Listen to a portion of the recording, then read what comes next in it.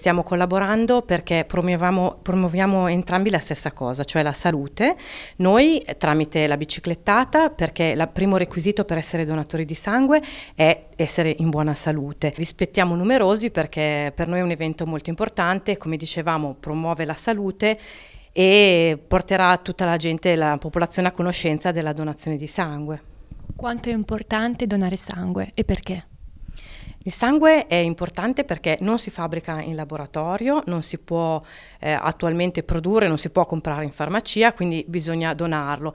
Il 5% della popolazione dona sangue e sostiene il fabbisogno di sangue del 100% della popolazione, questo mi sembra un dato molto importante.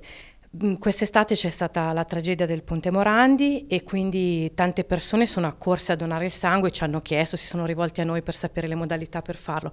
Ben venga la donazione di sangue, siamo molto felici che i nostri donatori siano attenti anche a queste esigenze, però vi vorrei dire che la cosa migliore per sostenere il sistema trasfusionale italiano in tutte le sue necessità, comprese le emergenze, è di andare a donare il sangue regolarmente. Abbiamo scelto di partecipare e sostenere l'Avis perché assolutamente condividiamo le loro finalità e ci è parso bello, visto che loro appunto da anni fanno questa biciclettata alla quale abbiamo partecipato numerosi anche nel passato, sostenerla e collaborare in prima persona perché vorremmo presentare anche un nostro progetto FIAB, Bici e Salute, proprio per promuovere stili di vita salutari e attività fisiche moderate in bicicletta per pazienti che hanno bisogno di fare movimento.